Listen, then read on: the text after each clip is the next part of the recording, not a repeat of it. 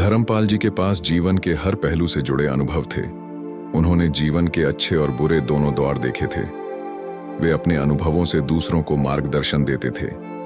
उनकी सबसे बड़ी खासियत थी कि वे कठिनाइयों में भी धैर्य बनाए रखते थे और जीवन को सरल दृष्टिकोण से देखते थे।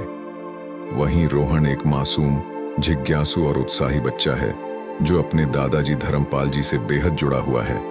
वह अपने दादाजी को न केवल एक मार्गदर्शक मानता है बल्कि उन्हें अपना सबसे अच्छा दोस्त भी समझता है। रोहन का जीवन उनके स्नेह और ज्ञान से समृद्ध हो रहा है और वह हर दिन दादाजी से नई नई बातें सीखता है। रोहन उत्सुकता से दादाजी के पास बैठा और पूछा, दादाजी, आज की कहानी कौन सी होगी? धर्मपाल जी मुस्कुराए और बोले, आज की कहानी एक बहुत ही खास पक्षी की है जिसे हम हंस कहते हैं।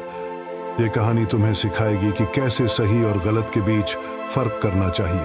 बहुत समय पहले हिमालय के पर्वतों के पास एक झील थी जहां एक हंस रहता था। वह हंस अपनी बुद्धिमानी के लिए जाना जाता था। झील के किनारे कई जानवर पानी पीने और अपनी प्यास बुझाने आते थे और जब भी किसी जानवर को कोई समस्या होती वे हंस से सलाह लेने आते।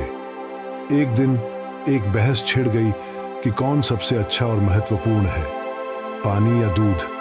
सभी जानवर इस सवाल पर उलझ गए और किसी नतीजे पर नहीं पहुंच सके। आखिरकार उन्होंने हंस से मदद लेने का सोचा।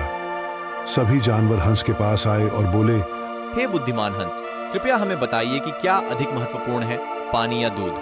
हंस मुस्कुराया और धीरे धीरे बोला, पानी और दूध दोनों ही जीवन के लिए आवश्यक हैं। दोनों का अपना महत्व है, परंतु जीवन में सबसे महत्वपूर्ण है सही और गलत के बीच अंतर करना। अगर तुम सही काम करोगे तो जीवन में सफल रहोगे। अगर तुम गलत रास्ते पर चलोगे तो तुम्हें मुश्किलें झेलनी पड़ेंगी। फिर जानवरों ने संदेह करते हुए पूछा, लेकिन हंस महाराज, हम कैसे जाने कि सही और गलत क्या है? हंस ने हंसते हुए उत्तर दिया, मैं तुम्हें एक उदाहरण देता हूँ। वह झील के किनारे बैठ गया और वहां रखे एक बर्तन में दूध और पानी मिलाकर डालने को कहा। सभी जानवर उत्सुक होकर देखते रहे। हंस ने अपनी चोंच से वह दूध और पानी अलग अलग कर दिया। जानवर हैरान हो गए। हंस ने कहा, देखो, जैसे मैंने इस दूध और पानी को अलग किया, वैसे ही तुम अपने विवेक से सही और गलत के बीच फर्क कर सकते हो। जब तुम्हारे मन में कोई संदेह हो तो शांत रहकर सोचो कि कौन सा काम तुम्हें और दूसरों को फायदा पहुंचाएगा, वही सही होगा। धर्मपाल जी ने रोहन की तरफ देखा और कहा, इस कहानी से हमें यह सीखने को मिलता है कि जीवन में हमेशा सही और गलत के बीच फर्क करना जरूरी होता है। कभी भी बिना सोचे समझे कोई निर्णय मत लेना।